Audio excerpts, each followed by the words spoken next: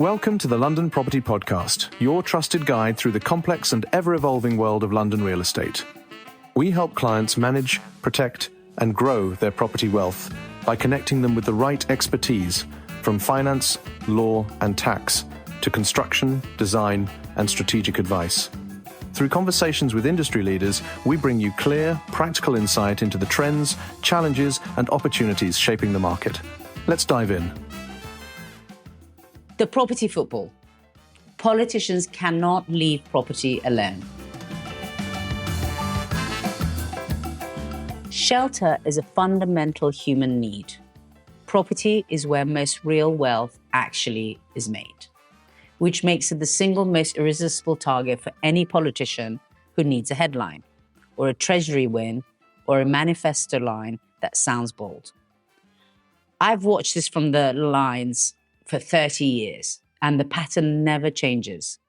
The announcement comes first, and then the consequences come later. When multiple dwelling relief was abolished, the Treasury booked a £290 million win. Clean, simple, politically painless.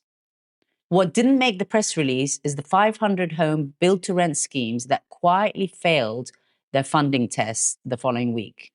The institutional investors who recalculated their yields overnight and moved capital elsewhere. The thousands of homes that will not get built, not because land is scarce, not because demand isn't there, but because one line has moved from stamp duty schedule. Politicians design policy on a 4-year election cycle.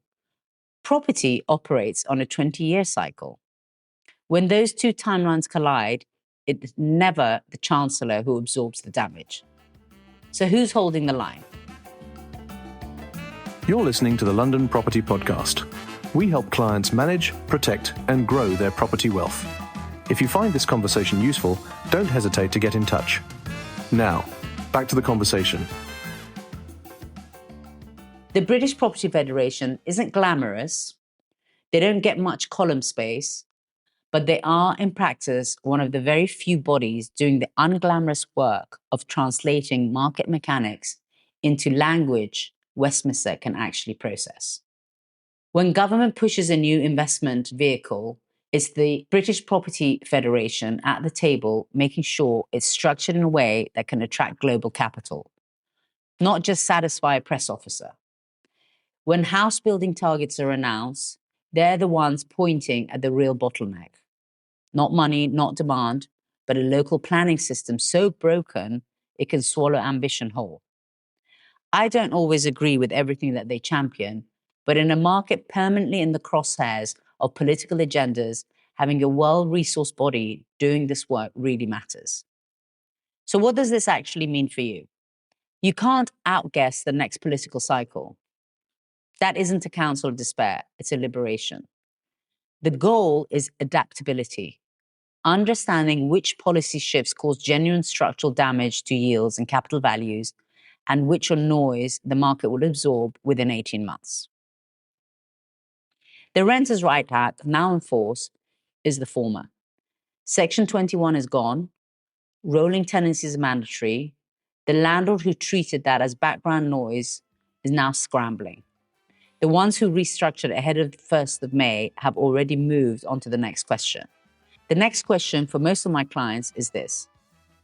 In a market shaped more by legislation than by fundamentals, what does a resilient portfolio actually look like? That's what I will be writing about next.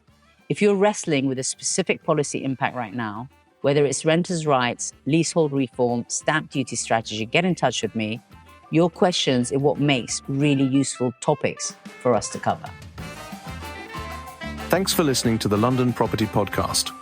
If you'd like guidance on managing, protecting, or growing your property wealth, get in touch. We're here to help.